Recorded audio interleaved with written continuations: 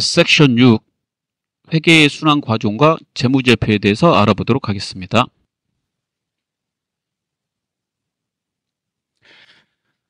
첫 번째 회계의 순환 과정부터 보도록 하겠습니다. 우리가 앞에서 학습한 내용에 회계연도 회계기간이라는 게 있다고 그랬죠? 회계연도 회계기간은 회계 처리를 해야 될 시간적 범위를 말한다 라고 그랬어요. 자, 그리고 우리나라 상법에 그 회계기간, 회계연도는 1년을 추가할 수 없다라고 그랬습니다. 이 말은 회계 처리를 해서 1년이 되면 보고서를 작성해야 된다는 말이에요. 예. 그래서 그 보고서를 작성하기 위해서 하는 1년의 절차를 우리가 결산이라고 그러죠. 결산을 해야지 보고서가 나오게 되고, 그러한 보고서를 회계에서는 재무제표라고 합니다. 그 다음에 앞에서 학습한 내용에 거래가 발생되면 거래를 다른 말로 또 사건이라고 해요. 분개해서 해당되는 분개장 전표용지에다 적고, 그 다음에 정기해서 원장에다 옮겨 적는다고 그랬죠. 이걸 1월부터 12월까지 계속해요. 계속해서 12월이 되면 이제 마감을 해야 돼요. 왜냐하면 회계 처리하는 기간이 1년이다 보니까. 그리고 보고서 작성해서 이해관계자에게 보고를 해야 됩니다. 그럼 잘 생각해보면 거래가 발생하면 최초 기록을 하는 분계로 시작해가지고 끝나는 결산을 통한 보고서 작성이 1년에 한 번씩 계속 이루어진다는 얘기죠. 얘를 회계의 순환이라고 합니다. 그래서 회계가 순환될 수밖에 없어요. 순환 과정은 첫 번째 사건 발생, 거래의 식별, 그 다음에 분계장 또는 전표 작성, 그 다음에 정기, 원장, 보조부, 그 다음에 결산. 결산은 3개의 절차가 있는데 교재 D편에 결산에 대해 가면 자세히 나와 있어요. 예비 절차, 본 절차, 마지막에 보고서 작성하는 건데, 이 회계상의 외부로 나가는 보고서를 재무제표라고 해요. 매우 중요한 거예요. 재무제표. 재무제표, 결산 시 외부로 보고하는 보고서다. 5개가 있어요. 꼭 기억하셔야 됩니다. 여기에서 이 결산 부분은 교재 D편에 가면 자세히 나오긴 하겠지만 시험에 너무 많이 나오고 있어서 결산 쪽에서 많이 나오는 이 내용을 미리 조금 간단하게 설명하고요. 그 다음에 또 뒤에 가서 또 한번 설명 들으시면 여러 번 들으면 여러 번 더 점점 더 이해력이 더 올라가겠죠. 한 번 듣는 거하고 같겠습니까? 그러면은 여기 앞에까지 했으니까 원장에다가 전개하는 것까지는 했잖아요. 이렇게 이제 옮겨 적었어요, 다. 그 다음에 나머지 또 보조장부. 그래서 그 원장에다 적고 필요한 내용은 보조장부에다가 또 자세히 기술해야 되는 건 보조장부가 또 있어요. 그래서 그 보조장부에다가 기입을 해요. 그래서 뭐 거래처 원장, 거래처 알고 싶어야 되니까 거래처 원장도 있고 이제 종류가 여러 개 있거든요.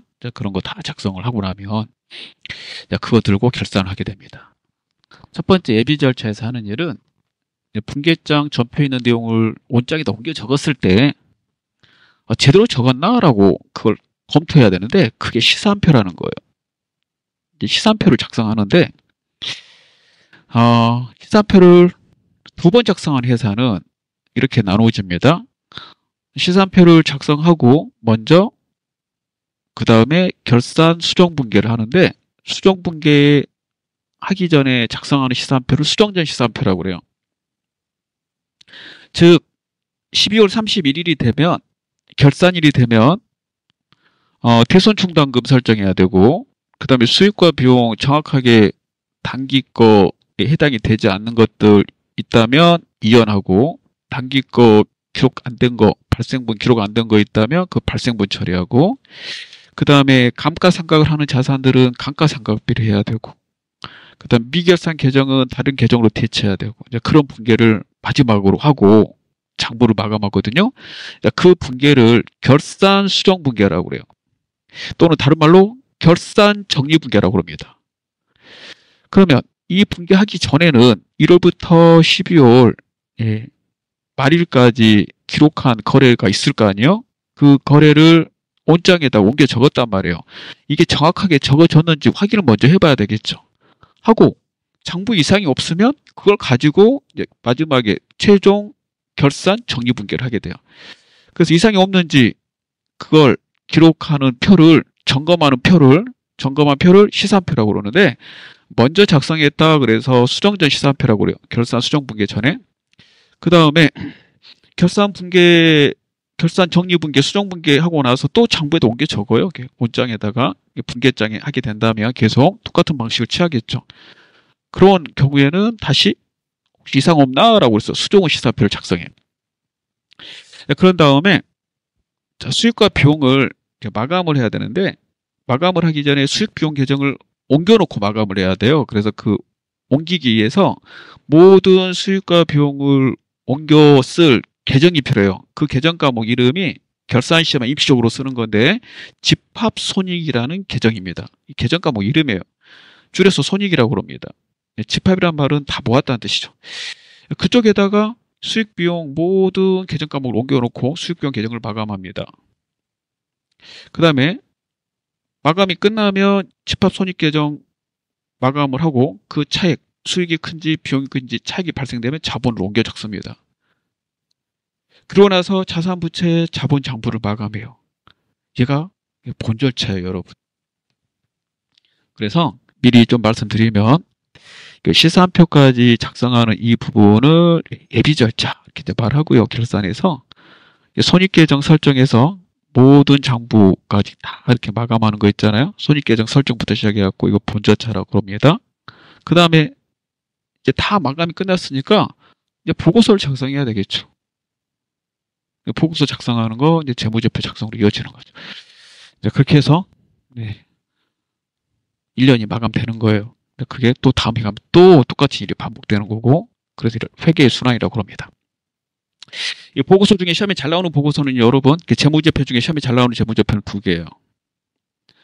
재무상태표 앞에 학습에서 알다시피 이게 중요하다는 게 이거죠. 일정 시점, 특별한 경우가 아니면 12월 31일입니다. 현재 기업이 보유하고 있는 자산, 부채, 자본, 그 잔액을 나타낸 보고서입니다. 이 자산, 부채, 자본이 이제 재무 상태이기 때문에 재무 상태표라고 그러고요. 손익계산서는 일정 기간이죠. 특별한 경우가 아니면 이렇게 되고요. 경영성과는 이제 수익과 비용이라고 그랬어요.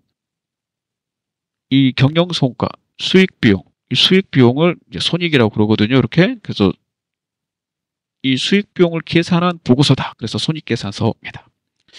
그 현금 흐름표는요, 기업의 현금의 변동 내용을 명확하게 보고하기 위해서 작성하는 표인데요. 현금의 유입과 유출 내용을 적정하게 표시해 줍니다. 현금의 흐름을 알기 위해서 작성하라고 되어 있고, 자본 변동표는 자본의 변동 내용을 알기 위해서 작성하는 표입니다. 그래서 기업의 자본 크기와 그 변동에 관한 정보를 제공하는 보고서입니다. 주석은 보충 설명이에요. 보충 설명 말 그대로 재무제표를 이해하는데 필요한 추가적인 정보를 기술한 것으로서 재무제표 본문과 별도로 작성되고, 추가적 설명이 필요하거나 동일한 내용으로 2 이상의 계정 과목에 대해서 설명하게 되는 경우에 주로 많이 사용합니다. 이렇게 5개가 있다라고 알아두시면 되겠어요. 자, 이번 시간 여기까지 하도록 하겠습니다.